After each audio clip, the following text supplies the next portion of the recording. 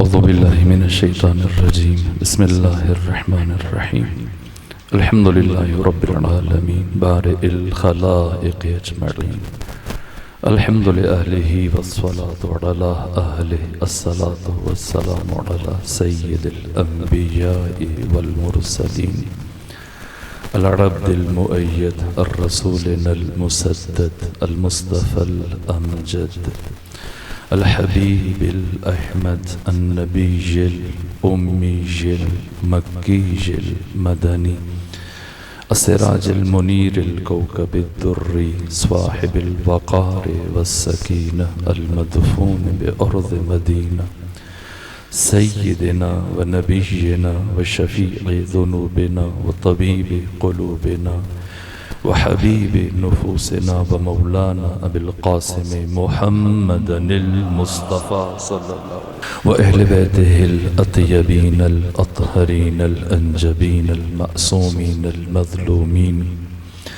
ورحمت اللہ علی احبابہم واصحابہم وشیعتہم ومحبیہم وموالیہم اجمعین ولعنت اللہ علی اعدائہم ومنکری فضائلہم وغاصبی حقوقہم من جوم عداوتہم الی الآن ومن الآن الی قیام یوم الدین وبعد یوم الدین اما بعد فقد قال رسول اللہ صلی اللہ علیہ وآلہ وسلم علی ممسوس فی ذات اللہ صلوات بھیجئے خاندان فاطمہ ذات امیر المومنین علی ابن ابی طالب علیہ الصلوۃ والسلام صلوات اللہ وسلام اللہ علیہ تاریخ انسانی کی محیر العقول جامع ازداد آفاقی ہمگیر لازوال اور لافانی شخصیت ہے۔ میں نے عرض کیا تاریخ انسانی میں سب سے زیادہ جس ہستی کی کردار کشی کی گئی وہ علی ابن ابی طالب علیہ السلام ہے۔ اس کے باوجود علی زندہ ہے۔ دشمن نے آپ کو شہید کیا اس ارادے سے کہ آپ کی زندگی کا خاتمہ ہو جائے گا، لیکن شہید راہ خدا شہید مرتضیٰ مطہری فرماتے ہیں کہ شہادت کے بعد علی زندہ تر ہو گئے، پہلے سے زیادہ زندہ ہو گئے۔ کیا وجہ ہے؟ علی کیوں لازوال ہے؟ علی کیوں لافانی ہے؟ آپ کا تعارف سورہ مبارکہ الرحمن میں پروردگار جن لفظوں میں فرما رہے کل من علیہا فان ویبقى وجہ ربک ذو الجلال والاکرام۔ علی وجہ خدا، علی چہرہ خدا، علی وجہ اللہ، یہ راز ابدیت امیر المومنین ہے۔ ہم چند ایک سوالوں کا جواب تلاش کر رہے تھے کہ آخر علی کون ہے؟ جب اللہ نے بشر کو صرف اپنی عبادت کے لیے خلق کیا تو پیغمبر فرماتے ہیں کہ علی کو دیکھو، یہ دیکھنا عبادت ہے۔ اور عجیب یہ ہے کہ اس راوی کا، اس روایت کے راوی خلیفہ اول ہیں۔ جب وہ اپنی بیٹی کے گھر میں بیٹھے ہیں، پیغمبر گرامی اسلام بھی موجود ہیں، بجائے سے کہ وہ پیغمبر کو دیکھیں ٹک ٹکی باندھے علی ابن ابی طالب علیہ السلام کو دیکھ رہے ہیں، تو بیٹی نے، صاحبزادی نے استفسار کیا بابا آپ مسلسل علی ابن ابی طالب کو کیوں دیکھے جا رہے ہیں؟ کہا اے بیٹی عائشہ، میں نے پیغمبر کی زبان سے سنا ہے کہ النظر الی وجہ علی ابن ابی طالب عبادہ، علی کے چہرے کی طرف دیکھنا عبادت ہے۔ یہ بات سنی تو بیٹی نے باپ سے کہا بابا اگر آپ نے پیغمبر سے یہ سنا تو میں نے یہ بھی سنا ہے کہ ذکر علی عبادہ، صرف علی کو دیکھنا عبادت نہیں ہے، علی کا ذکر بھی عبادت ہے۔ جب باپ بیٹی دونوں نے یہ گفتگو کی تو پیغمبر نے تبسم فرمایا اور ہر دو سے خطاب کرتے ہوئے فرمایا سنو، صرف علی کا دیکھنا عبادت نہیں ہے، صرف علی کا ذکر کرنا عبادت نہیں ہے، علی سے محبت رکھنا بھی عبادت ہے۔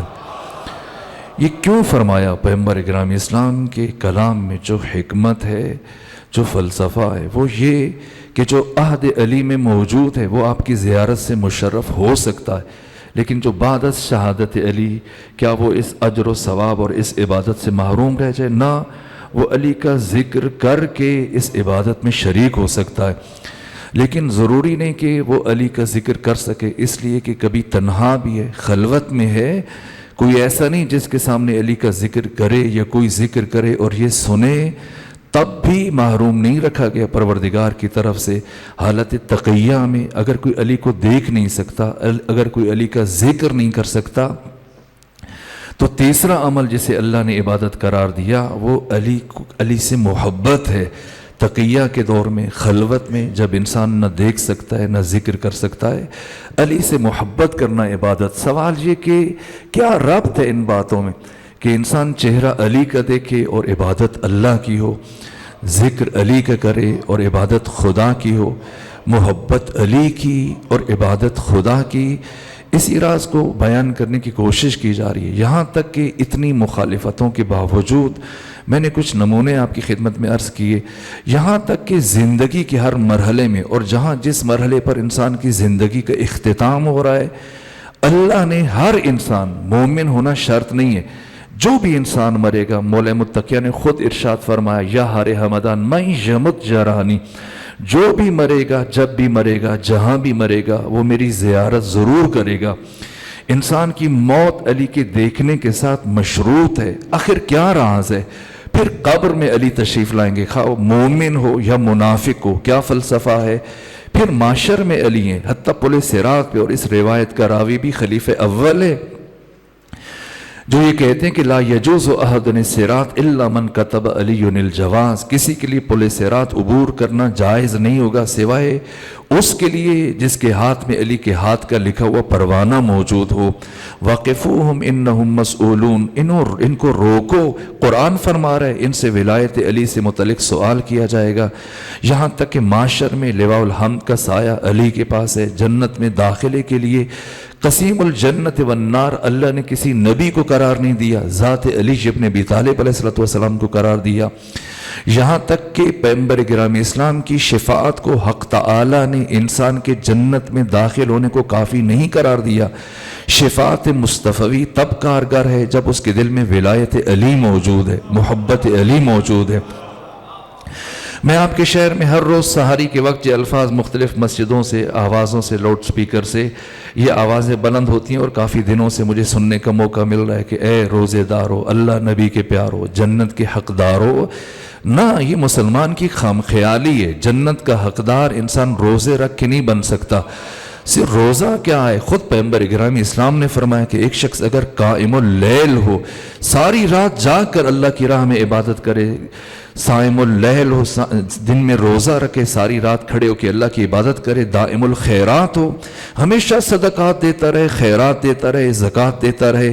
پیغمبر نے کوہ ابو قبیس کی طرف اشارہ کیا کہ اس پہاڑ کے برابر سونا اللہ کے راستے میں ہدیہ کر دے، انفاق کر دے، اور پھر صفا و مروہ کے درمیان سعی کرتا ہوا ناحق مارا جائے، بے گناہ مارا جائے، لیکن اگر اس کے دل میں علی ابن ابی طالب کی محبت نہیں ہے تو جنت بہت دور کی بات ہے، یہ جنت کی خوشبو سے بھی محروم رہ جائے گا۔ یہ مسلمان کی خوش فہمی ہے، وہ سمجھتا ہے کہ 30 دن بھوک پیاس برداشت کر کے روزہ رکھ کے وہ جنت کا حقدار بن جائے گا۔ نہ، اس طرح کے اعلانات سن کے مجھے خود تعجب ہوتا ہے، روزے رکھ کے کوئی جنت کا حقدار نہیں بن سکتا۔ جنت کی قیمت عشق علی ہے، محبت علی ہے، معرفت علی ہے، ولایت علی ہے۔ یہ علی کون ہے جن کی ولایت کو حق تعالیٰ نے جنت میں جانے کے لیے مشروط قرار دیا؟ زندگی علی کے ساتھ، اختتام حیات علی کے ساتھ، اٹھنا علی کے ساتھ، قبر میں علی، معاشر میں علی، پل صراط میں علی، جنت و جہنم کے بانٹنے والے علی۔ یہ علی کون ہے کہ جن کا دیکھنا عبادت ہے، جن کا ذکر کرنا عبادت ہے، جن سے محبت رکھنا عبادت ہے؟ اور جیسا شہید مرتضیٰ مطہری نے بیان کیا کہ 1400 سالوں میں سب سے زیادہ دوست علی کے، سب سے زیادہ دشمن علی کے۔ دوستی کا راز کیا ہے، دشمنی کا راز کیا ہے؟ کیوں اللہ نے ذات امیر المومنین کو طہارتوں اور نجاستوں کے درمیان حد فاصل قرار دیا؟ شجرے کی طہارت کے لیے میزان ذات علی ابن ابی طالب کو قرار دیا، حق اور باطل کے درمیان، خیر اور شر کے درمیان، نیکی اور بدی کے درمیان، اچھائی اور برائی کے درمیان، ہر مرحلے میں ذات علی ابن ابی طالب معیار ہیں۔ کیوں؟ یہ ذات علی کون ہے؟ ہزارہا مخالفتوں کے باوجود صدر اسلام سے لے کر آج تک جس انسان کے دل میں معرفت ہے، جس کا ضمیر زندہ ہے، جتنا روکا جائے ہزار رکاوٹ عبور کر کے علی کی طرف بڑھتا ہے. یہاں تک کہ میں نے پڑھا کہ حجر بن ادئی جب گئے، امیر شام سے ملاقات ہوئی تو امیر شام نے ان کے زخموں پر نمک چھڑکنے کے لیے کہا کہ این الطرائف، تمہارے بیٹے طرفہ، طریف اور طارف کیا ہوئے؟ چونکہ یہ تینوں بیٹے جنگ صفین میں مولا متقیان کے ہم رکاب تھے، تینوں جنگ صفین میں شہید ہو گئے. تب ان کے زخموں پر نمک چھڑکنے کے لیے کہا این الطرائف، کہ طرفہ، طریف، طارف تمہارے تینوں ہوئے. کہا وہ جنگ بدر میں میرے مولا علی پر قربان ہو گئے. کہا علی نے تمہارے ساتھ انصاف نہیں کیا کہ اپنے بچوں کو زندہ رکھ لیا تو اپنے بیٹوں کو زندہ رکھ لیا، تمہارے بیٹوں کو قربان کر دیا. یہ سن کے گریہ کیا جناب حجر ابن ادئی نے. کہا نہ، بلکہ میں نے علی کے ساتھ انصاف نہیں کیا کہ علی اللہ کے راستے میں شہید ہو گئے اور میں ابھی تک زندہ باقی ہوں. کہا بتاؤ اے حجر ابن ادئی، تمہارا علی کے فراق میں کیا حال ہے، کیا کیفیت ہے، کیسے شب و روز گزار رہے ہو اپنی زندگی کی؟ کہا اے امیر شام کیا پوچھتا ہے، میری مثال اس شخص کی سی ہے، اس خاتون کی سی ہے جس خاتون کے بچے کو اس کی گود میں اس کا سر تن سے جدا کر دیا جائے. میں ہر لمحہ علی کے فراق میں تڑپ رہا ہوں. کہا مجھے کچھ علی سے متعلق بتاؤ. پہلے عذر خواہی کی، پھر اس کے دربار میں ایسے ایسے فضائل بیان کیے مولا متقیان کے.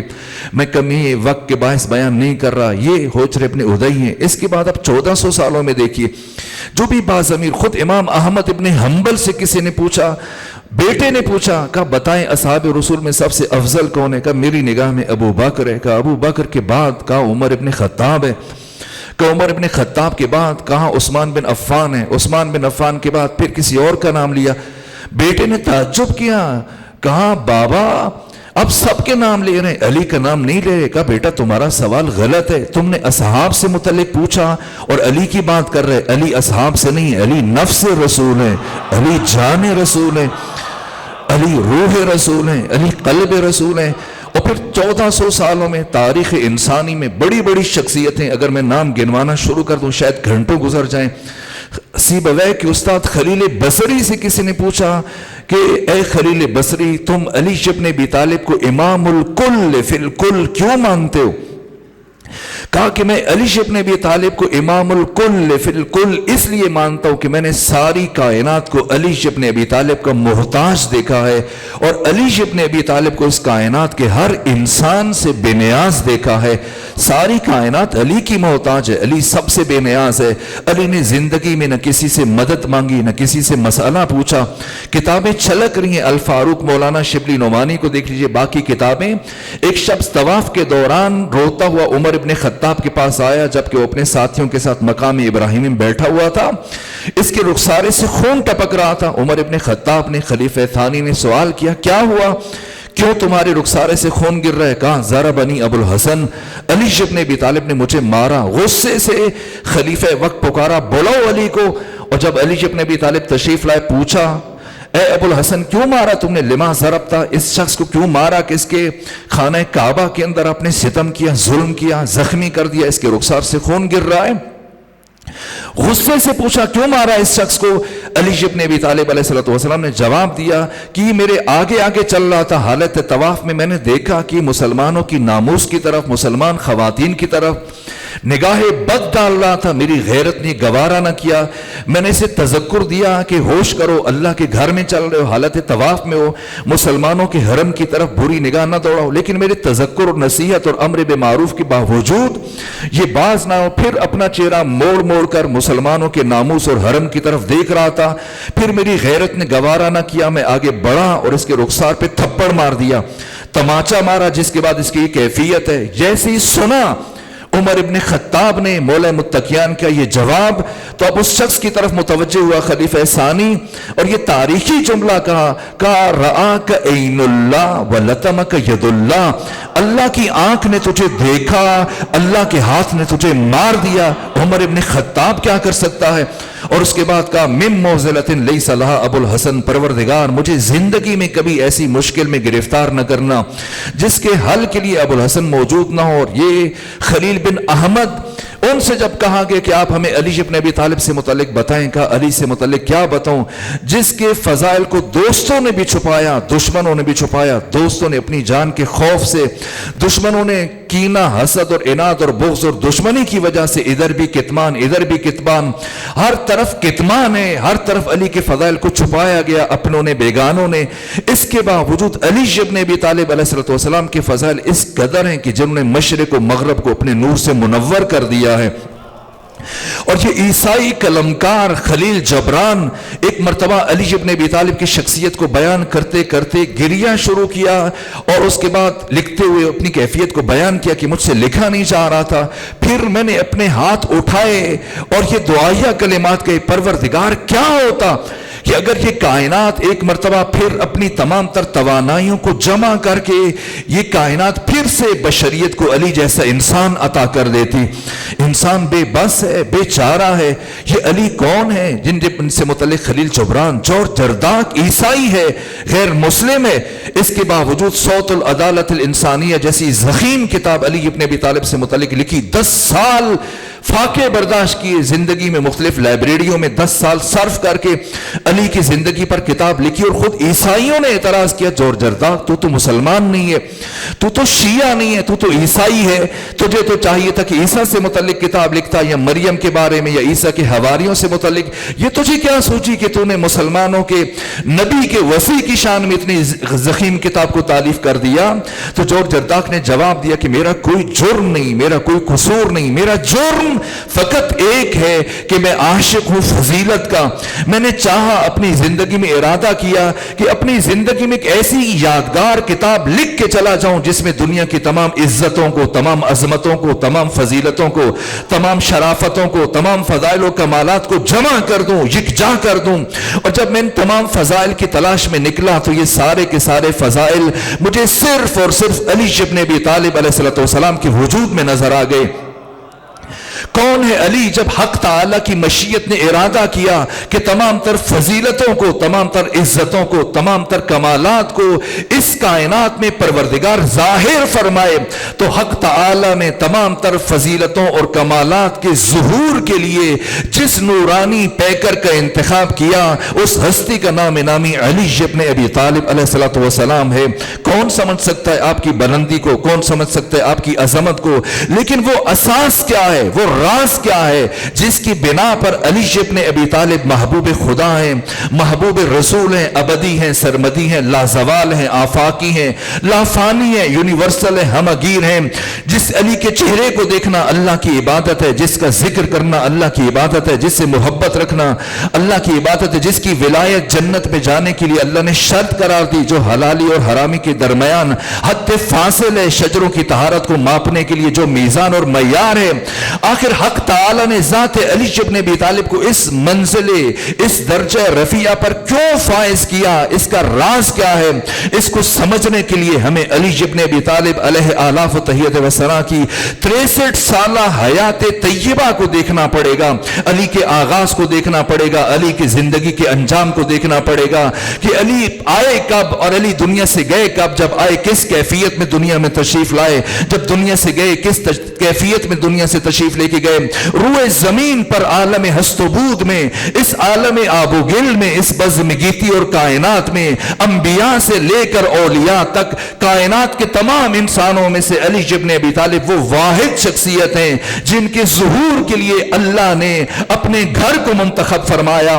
آخر کیا راز ہے کیوں علی کی ولادت کعبہ میں ہوئی؟ یہ بات بہت اہم ہے، اس لیے میں تکرارن بیان کرتا ہوں۔ استاد حق شہید مرتضی مطہری نے بیان کیا کہ آخر کیا وجہ ہے کسی نبی کی ولادت کعبہ میں نہیں ہوئی۔ ابراہیم جنہوں نے کعبے کو تعمیر کیا، اسماعیل ان کی اولاد میں تھے، کسی کی ولادت کعبہ میں ہو جاتی، پیغمبر گرامی اسلام کی ولادت کعبہ میں ہو جاتی، جو امام الانبیاء ہیں، سید الرسل ہیں، جن سے متعلق خود علی یہ بیان کرتے ہیں کہ انا عبد من عبید محمد، میں محمد کے غلاموں میں سے غلام ہوں۔ تو پھر کیا وجہ ہے کہ پیغمبر کی ولادت کعبہ میں نہیں ہوئی، علی کی ولادت کعبہ میں ہوئی؟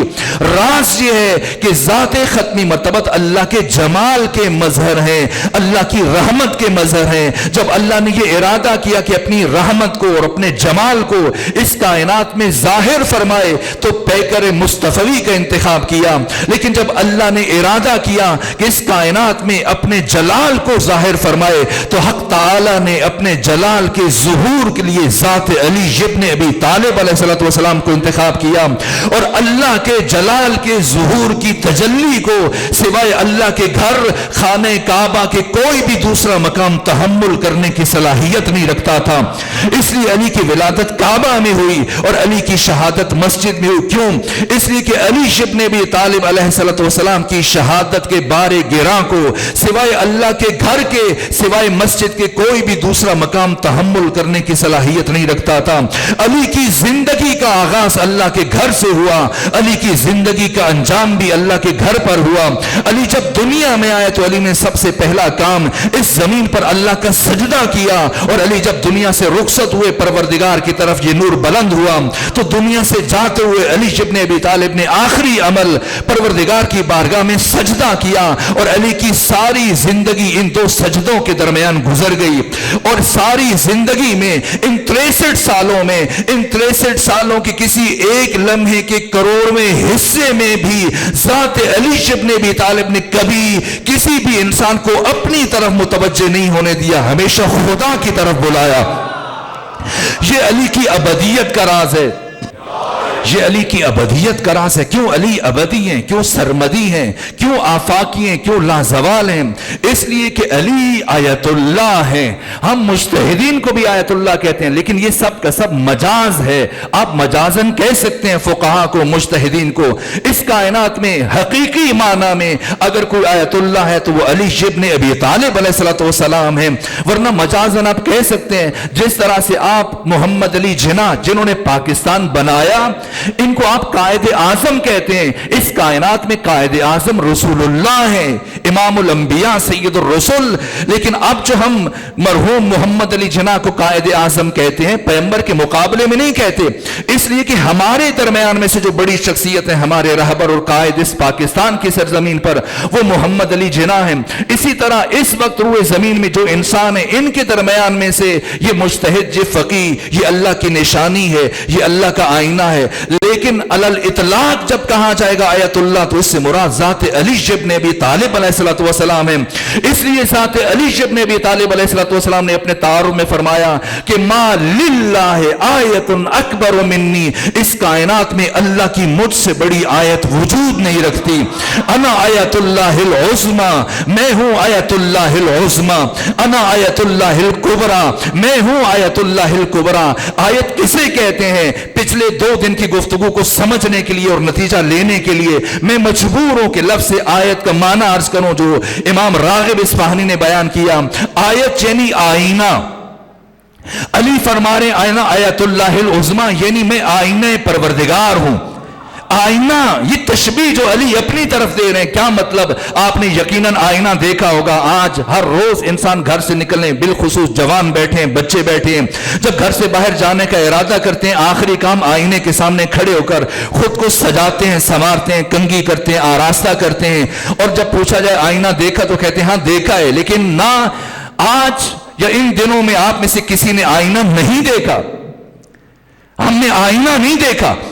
آئینہ ہم کب دیکھتے ہیں؟ جب خریدنے کے لیے جاتے ہیں، یہ جس دن ہم اس آئینے کی صفائی کرتے ہیں۔ اگر میں پوچھوں کہ آج آپ نے آئینہ دیکھا ہے، عام طور پر اس موقع پہ میں سوال کیا کرتا ہوں، افراد کہتے ہیں ہاں دیکھا ہے۔ نہ، ہم نے آئینہ نہیں دیکھا۔ کیا آج جب آپ گھر سے نکلنے لگے صاحبان زہرا آنے کے لیے تو کیا آپ آئینہ دیکھنے کے لیے اس کے سامنے کھڑے ہوئے تھے یا آئینے میں خود کو دیکھنے کے لیے؟ آئینے میں خود کو دیکھنے کے لیے۔ تو آئینہ اسے کہتے ہیں جو اپنا آپ نہیں دکھاتا، اپنے اندر کسی اور کو دکھاتا ہے۔ علی کہہ رہے میں ہوں آئینہ پروردگار، یعنی علی ابن ابی طالب نے اپنی ساری زندگی کے ان 63 سالوں کے ہر لمحے میں کبھی کسی انسان کو اپنا آپ نہیں دکھایا، ہمیشہ اپنے اندر خدا کو دکھایا۔ امام اہل سنت ابن ابی الحدید معتزلی نے بیان کیا، نہج البلاغہ کی شرح لکھی، بہترین شروحات ہیں نہج البلاغہ کی 56 شروحات میں سے ابن ابی الحدید معتزلی اور بھی اہل سنت علماء نے لکھی ہے، جس طرح سے امام فخر الدین رازی نے، ڈاکٹر محمد عبدو نے لکھی ہے، اسی طرح سے اور شخصیتوں نے لکھی ہے نہج البلاغہ شرح۔ ایک اہل سنت عالم ابن ابی الحدید معتزلی جب پہلے خطبے کی خطبہ توحیدیہ کی شرح کرنے کی کوشش کی اور شرح کرنے کے بعد احساس ہوا کہ نا یہ کام مجھ سے بہت بڑا ہے اور میں نے مشکل کام شروع کر دیا، تو ان لفظوں کے ساتھ ابن ابی الحدید نے اپنے عجز اور اپنی تواضع کا اظہار کیا اور اپنی کم علمی اور بے بذاتی اور توحید دستی اور توحید دامنی کا اعتراف کیا، کہا کہ اس کائنات میں فضیلتوں کے میدان ہیں، اس کائنات میں کمالات کے میدان ہیں۔ یہ ابن ابی الحدید کہہ رہے ہیں، سمجھنا ہے علی کون ہے اور علی کی ابدیت کا راز کیا ہے اور علی کی فضیلتوں کا راز کیا ہے اور وہ بنیادی کلید کیا ہے جسے لے کر انسان علی کی سیرت کو پڑھے تو بات سمجھ میں آئے گی۔ اگر اسے نظر انداز کرے گا تو شرک کی آلودگیوں میں مبتلا ہو جائے گا۔ آخر علی کون ہے، یہ راز ابن ابی الحدید معتزلی کہہ رہے، کہا کہ اس کائنات میں فضیلتوں کے میدان ہیں، کمالات کے میدان ہیں، جیسے علم ہے، زہد ہے، تقوی ہے، بصیرت ہے، شجاعت ہے، سخاوت ہے، یہ سب فضیلتیں ہیں اور یہ فضیلتوں کے میدان، اور علی ان تمام میدانوں میں سب سے پہلے، سب سے اول، سب سے آگے۔ لیکن ایسا نہیں کہ ان میدانوں میں صرف علی ہو اور علی کے علاوہ کوئی اور نہ ہو، نہ، علی سب سے آگے ہیں، علی سب سے اول ہیں، علی سب سے پہلے ہیں، لیکن باقی لوگ بھی موجود ہیں۔ میدان سخاوت میں علی سب سے بڑے سخی، لیکن ایسا نہیں کہ صرف علی سخی ہوں، اور بھی ہیں۔ میدان شجاعت، علی اس کائنات کے سب سے بڑے شجاع، لیکن ایسا نہیں کہ صرف علی شجاع ہو اور کوئی شجاع ہو، نہ، باقی بھی ہیں، علی سب سے بڑے شجاع۔ اسی طرح سے زہد ہے، علم ہے، معرفت ہے، صبر ہے، استقامت ہے، یہ ساری فضیلتیں، ان میں علی سب سے پہلے، سب سے اول، سب سے آگے، لیکن علی کے ساتھ ساتھ اور بھی افراد موجود ہیں جو یہ فضیلتیں رکھتے ہیں۔ لیکن ایک میدان فضیلت، ایک میدان شرف اور ایک میدان کمال جو اس کائنات کا سب سے مشکل میدان ہے، اس میدان کا یکتا و تنہا شاہ سوار صرف اور صرف علی ابن ابی طالب ہے۔ یہاں تک کہ اس میدان میں کوئی نبی بھی علی ابن ابی طالب کی برابری نہیں کر سکتا۔ اور وہ کون سا میدان ہے؟ وہ ہے میدان معرفت توحید پروردگار۔ اور علی ابن ابی طالب اس درجہ فنا فی ذات توحید تھے، جیسا میں 3 دن سے یہ کلام پڑھ رہا ہوں پیغمبر گرامی اسلام کے خطبے میں، کہ علی ممسوس فی ذات اللہ، کہ علی سر سے لے کے پاؤں تک عشق خدا میں، معرفت خدا میں، محبت خدا میں غرق ہیں۔ یہ ابن ابی حدید نے کہا کہ علی ابن ابی طالب اس درجہ فنا فی ذات توحید تھے کہ ہر روز جب علی ابن ابی طالب اپنے گھر سے نکلنے کا ارادہ کرتے تھے، آپ کے عاشق، آپ کے محب، آپ کے صحابی، شاگرد، آپ کے شیعہ، آپ کے چاہنے والے، آپ کے گھر سے نکلنے سے پہلے گلی میں دونوں طرف صفیں باندھ کے آپ کا انتظار کر رہے ہوتے تھے، تاکہ جیسے علی آئے وہ علی ابن ابی طالب کے چہرے کی زیارت کا شرف حاصل کر سکیں۔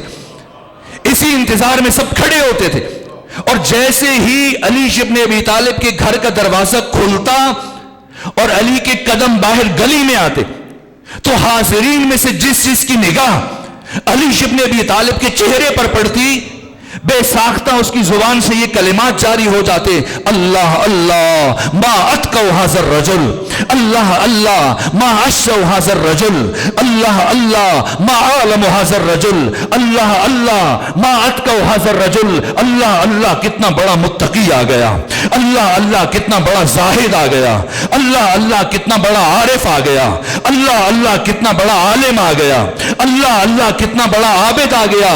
ابن ابی الحدید کہتے ہیں کہ وہ انسان جسے دیکھتے ہی بلا فاصلہ لوگوں کی زبانوں پر نام خدا جاری ہو جائے، اس کائنات میں وجہ اللہ کہا جانا صرف اسی علی کو جچتا ہے، کسی کو نہیں جچتا۔ اس لیے علی کا ذکر عبادت ہے کہ ذکر علی کا کرو گے معرفت خدا کی حاصل ہوگی۔ اس لیے علی کو دیکھنا عبادت ہے کہ دیکھو گے علی کو اور دل میں معرفت خدا کی آئے گی۔ اس لیے علی سے محبت عبادت ہے. علی کون ہے؟ مشکل ترین میدان ہے. آج جنگ خیبر کا فاتح کسی اور کو قرار دیا جا رہا ہے. وقت ختم ہوا ورنہ میں جنگ خیبر آپ کے سامنے بیان کرتا. پیغمبر گرامی اسلام کی 83 جنگوں میں سے جیسے جنگ خندق اور احزاب مشکل، اسی طرح سے جنگ خیبر 14,000 یہودی، 7 قلعے، اور سب سے مشکل ترین قلعہ ابن ابی حقیق، اور یہ کموس نامی پہاڑی پر واقع تھا. خیبر اور یثرب 2 بھائی تھے. 80 کلومیٹر کا فاصلہ ہے. یثرب جسے آپ مدینہ کہتے ہیں اور خیبر میں، اور یہاں پہلے بھی یہودی تھے، بعد میں ختمی مرتبہ نے یہودیوں کو شہر بدر کیا، باقی ادھر پہنچ گئے. یہ 14,000 افراد ان کے سپاہی قلعہ کموس میں، اور پچھلے 6 کلو میں قلعہ بند ہے. اور صلح حدیبیہ کے موقع پر جب ختمی مرتبہ نے کفار مکہ کی شرائط قبول کر لی تو اب یہ بھی شہر ہو گئے. انہوں نے سوچا اب مسلمان سست پڑ گئے، کمزور ہو گئے، اور مشرکین مکہ کی ایسی شرطیں قبول کر لی. اس کا مطلب یہ کہ اب وہ ذہنی طور پر شکست کھا چکے. تو انہوں نے مدینے پر حملے کا ارادہ کیا. ادھر ختمی مرتبہ حدیبیہ سے پلٹے، 20 دن مدینہ میں رہے، اور 20 دن مدینہ میں گزارنے کے بعد 1600 اصحاب کرام کے ساتھ چلے خیبر کی طرف، جس میں 200 گھوڑے ہیں اور باقی 1400 اصحاب کرام پیدل چل کے گئے. اور ادھر 14,000 یہودی جو قلعہ کموس میں، یا کہ قلعہ خیبر بھی کہا جاتا ہے، قلعہ خیبر میں یہ تیر اور تلواریں اور اسلحہ لے کر تیار اور آمادہ، اور سامنے بنی غطفان، ان کے بھی 4,000 جنگجوؤں کے ساتھ انہوں نے معاہدہ کر لیا کہ تم اس جنگ میں ہمارا ساتھ دو تو ہم خیبر کا آدھا سال کی آمدنی تمہارے سپرد کر دیں گے. وقت ختم ہو رہا ہے وقت، سو میں چھوڑ دیتا ہوں ان باتوں کو، لیکن نتیجہ عرض کر دیتا ہوں. یہ جنگ خیبر آپ دیکھ لیجئے، مرحوم اظہر حسن زیدی صاحب فرماتے ہیں کہ جنگ خیبر میں، تاکہ وہ راز اور نتیجہ کم سے کم اس ایک واقعے میں دے سکوں، جنگ خیبر میں جو بھی افراد جاتے تھے بقول مرحوم اظہر حسن صاحب کے کہ جاتے تھے جھنڈا لے کر، وہ پلٹ کے آتے تھے ڈنڈا لے کر، اور پیغمبر گرامی اسلام درد شقیقہ میں مبتلا تھے، اور علی ابن ابی طالب آشوب چشم کے شکار تھے. یہاں تک کہ مولا متقیان نے، یہ مشکل ترین جنگ ہے، کیا سب ہاتھ صاف کر چکے تھے اور سب شکست خوردہ تھے. علی ابن ابی طالب علیہ السلام نے جنگ خیبر کو تنہا فتح کیا. آج دوسروں کے نام لکھے جا رہے ہیں اور علی کا سرے سے ذکر نہیں ہے. جنگ خیبر میں تنہا فتح کیا. اور ابن اسیر نے تاریخ الکامل میں لکھا ہے کہ علی نے اس دروازے کو اٹھایا جسے 20 لوگ بمشکل کھولتے تھے اور بند کرتے تھے، اور اٹھانے کے بعد فضاؤں میں اچھال دیا. اور جب علی نے دروازے کو اچھالا تو یہ کہتے ہوئے اچھالا. عمر ابن خطاب نے پوچھا علی اتنا وزنی دروازہ کیسے اٹھایا؟ سمجھ رہے ہیں علی کیوں وجہ اللہ ہے، علی کیوں آیت اللہ ہے. علی کہتے میں نے ایسے اکھاڑا، ایسے اکھاڑا، ایسے اکھاڑا. نہ، فرمایا یہ تو علی نے اپنی طاقت سے نہیں اکھاڑا، یہ تو اس کی دی ہوئی طاقت تھی. اور خیبر سے پہلے ام المومنین عائشہ کہتی کہ مسلمانوں کو کبھی پیٹ بھر کر کھجوریں کھانا نصیب نہیں ہوئی تھی. پہلی مرتبہ جنگ خیبر کی فتح کے بعد مسلمانوں کو بقول مولانا مودودی کے اتنا سونے کی ریل پیل ہوئی کہ مسلمانوں کے بچے مدینے کی گلیوں میں سونے کی ڈلیوں سے کھیل رہے تھے. لیکن علی ابن ابی طالب کے گھر اس دن بھی فاقہ تھا. یہاں تک کہ علی ابن ابی طالب کے حصے میں سونے کی تاروں سے بنی ہوئی چادر آئی مال غنیمت میں.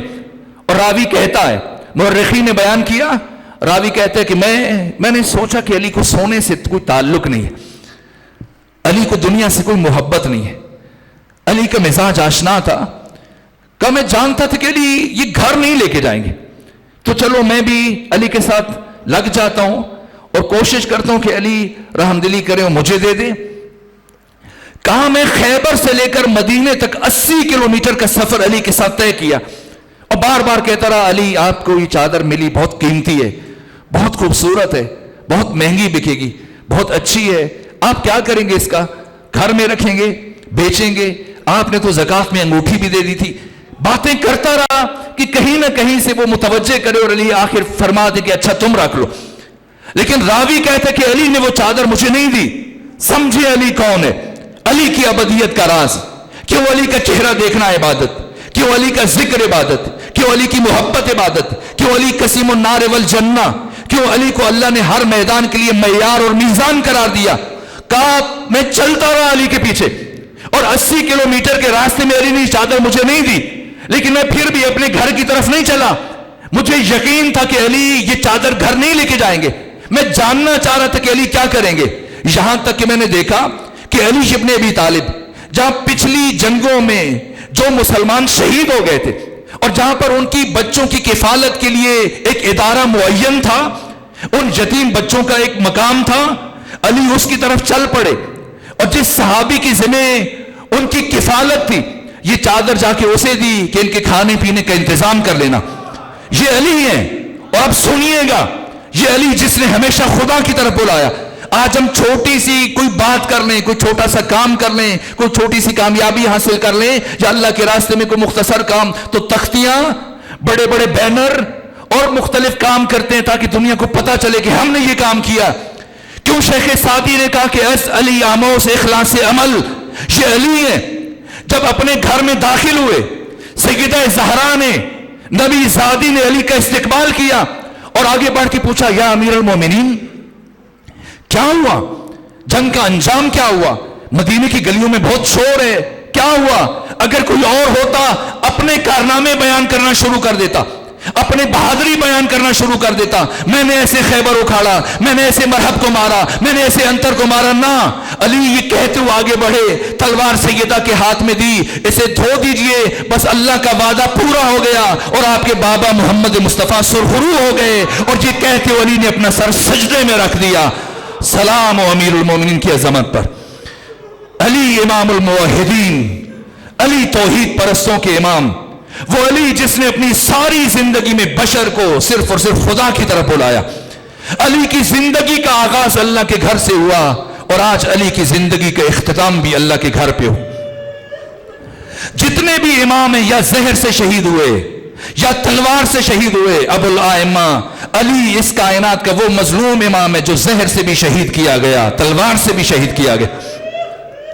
اور 40 روز تک عبد الرحمن ابن ملجم مرادی نے اپنی تلوار کو زہر میں بھگو کے رکھا تھا کہ جس زہر سے متعلق کہا جاتا تھا کہ اگر پورے اہل کوفہ کو یہ پلایا جاتا تو سب کے سب مر جاتے. اتنا شدید زہر جو اس کے لیے اشعث بن قیس کندی کے واسطے سے شام سے بھیجا گیا تھا. جیسے ہی فرق علی پر لگی, پیشانی پر, آپ کے سر پر اس نے تلوار ماری. پیغمبر نے بھی کبھی سجدے کو طول دیا تھا اور صحابہ سر اٹھا اٹھا کر دیکھ رہے تھے. آج علی خاموش ہو گئے.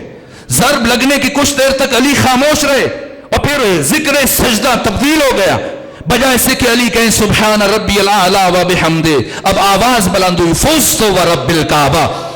کیوں علی نے کہا فزت ورب الکعبہ, میں کامیاب ہوں. علی نے ایک لمحے میں اپنی 63 سالہ زندگی کو دیکھا آغاز سے انجام تک. جب دیکھا کہ میں نے صرف خدا کی طرف بلایا, علی کامیاب ہو گیا. علی کامیاب ہوئے. اب حسن زار زار رو رہے ہیں اور امام حسین نے اتنا گریہ کیا کہ آپ کی پلکیں زخمی ہو گئیں. یہاں تک کہ راوی کہتے کہ آپ کی آنکھوں سے خون آنا شروع ہوا. بار بار گریہ کر رہے ہیں لیکن علی خاموش ہیں, تسلی دے رہے ہیں, تشفی دے رہے ہیں. حسن روتے رہے, ان کو خاموش کیا. حسین روتے رہے, ان کو خاموش کیا. کہا بیٹا حسن پہلے نماز پڑھائیے. امام حسن مجتبیٰ نے نماز کی امامت کرائی. یہ پہلی نماز ہے جو علی ابن ابی طالب نے بیٹھ کر ادا کی. جس طرح سے روز عاشور حسین ابن علی زین فرس پر ڈگمگا رہے تھے, آج حسین کے بابا علی کی وہی کیفیت ہے. بیٹھ کر نماز پڑھ رہے ہیں لیکن کبھی دائیں کی طرف جھک جاتے ہیں, کبھی بائیں کی طرف جھک جاتے ہیں, اپنا توازن برقرار نہیں رکھ پا رہے. یہاں تک کہ نماز مکمل ہوئی, آپ کو اٹھایا گیا. جیسی مولا متقیان کو اٹھا کر گھر لے جانے لگے اور گھر پہنچے, وہ علی جو حسن کو تسلی دے رہے تھے, حسین کو تسلی دے رہے تھے, عباس اور محمد حنفیہ کو تسلی دے رہے تھے, صبر کرو, گریہ نہ کرو. جیسے ہی بیٹیوں پر نگاہ پڑی, زینب ام کلثوم پر نگاہ پڑی, ایک مرتبہ علی کی چیخ نکل گئی اور علی اس طرح سے گریہ کر رہے ہیں. اللہ اکبر. اب پہنچے علی, لیکن جیسی قریب پہنچے گھر کے, فرمایا مجھے اتار دو. پوچھا کہ آپ کے لیے مشکل ہو جائے گا, زخم بہت گہرا ہے, آپ چل نہیں پائیں گے. کہنا میں چل کے جاؤں گا, اس لیے کہ جب میں گھر سے آیا تھا تو اپنے قدموں سے چلتے ہوئے آیا تھا. اگر میں اس حالت میں اٹھتے ہوئے گھر جاؤں گا کندھوں پر سوار ہو کر, میری بیٹیاں دیکھ کر برداشت نہیں کر پائیں گی. اے امیر المومنین, آپ کی بیٹیوں نے آپ کو ضرب لگتے ہوئے نہیں دیکھا, اس کے باوجود آپ چلتے ہوئے جا رہے ہیں, آپ کی بیٹیاں برداشت نہیں کر پائیں گی. میرا سلام و سکینہ بنت الحسین پر جو चंद कदम के फासले पर खड़े होकर अपने बाबा के गले पर ज़रबें चलती हुई देखती रही। बस मेरे अजीजों, उसके बाद अमीरुल मोमिनीन ने वसीयतें शुरू की और आखिरी मरहले में अबुल फजल अब्बास के बाजू चूमे हैं, इमाम हुसैन की गुलूए अथर के बोसे लिए हैं, अपनी बेटी जनाब ज़ैनब की कलाइयों के बोसे लिए। लेकिन अजीब काम किया, एक 2 बरस का बच्चा है जिसका नाम अली ज़ैनुल आबिदीन है, का बेटा हुसैन अली ज़ैनुल आबिदीन को मेरे सीने पर लिटा दीजिए। यहां तक कि इमाम सज्जाद को सीने पर लिटाया गया तो सबसे हटकर किसी के हाथ चूमे, किसी के पेशानी चूमी, किसी का गला चूमा, लेकिन सैयद सज्जाद की आंखें चूम रहे हैं। एक मर्तबा इमाम हुसैन ने सवाल किया कि बाबा जान क्यों मेरे बेटे की आंखें चूम रहे हैं? कहा इसलिए कि इन आंखों ने वो देखना है जो तुम में से कोई नहीं देखेगा। और उसके बाद का सानिए ज़हरा, ए ज़ैनब बिन्त अली मेरे करीब आ जाइए, वक्त खत्म हो, इसलिए तेजी से चंद जुमले अर्ज करने की कोशिश कर रहा हूं। मेरे अजीजों, सबको वसीयतें की, 20 वसीयतें इमाम हसन मुज्तबा को फरमाई और सबसे आखिर में अपनी बेटी ज़ैनब को बुलाया, अपनी बेटी ज़ैनब को बुलाया और वसीयतें करते करते इतना गिरिया किया कि अब अली से बोला नहीं जा रहा है। तबीयत संभली का बेटी ज़ैनब अपना कान मेरे लबों के करीब ले आइए। फिर बीबी के कान में कुछ जुमले कहे और जिसके बाद हजरत मुसलसल ला इलाहा इल्लल्लाह का विर्द करते रहे कि इसी हालत में रूह अली कफस अंसरी से परवाज कर गई। अली शहीद हुए और 20 साल गुजर गए। 20 सालों में मुसलसल बनु हाशिम की खवातीन ज़ैनब बिन्त अली से पूछा करती थी, ए बीबी बताओ वक्त आखिर आपके बाबा अली ने आपके कान में क्या कहा था? लेकिन शहजादी ज़ैनब ने कभी किसी को नहीं बताया। यहां तक कि 60 हिजरी गुजर गई, करबला खत्म हुई, कूफा गुजर गया, शाम आई और यजीद के महल का दरवाजा आया। वो बीबी जो पत्थरों की बारिश में भी ये फासला तय करती रही और एक लम्हे के लिए रुकी नहीं, लेकिन जैसे ही यजीद के महल का दरवाजा आया सानिए ज़हरा बैठ गई। सैयद सज्जाद आगे बढ़े, कब फूफी अम्मा क्या घबरा गई है, परेशान है? कहीं बेटा परेशान नहीं, घबराई नहीं। कब फिर क्यों बैठी फूफी अम्मा, क्यों बैठी है? कब सुनो सैयद सज्जाद, 40 हिजरी जब मेरे बाबा अली के सर पर ज़र्ब लगी थी, वक्त आखिर मेरे बाबा अली ने मुझे करीब बुलाकर मेरे कान में एक वसीयत की थी।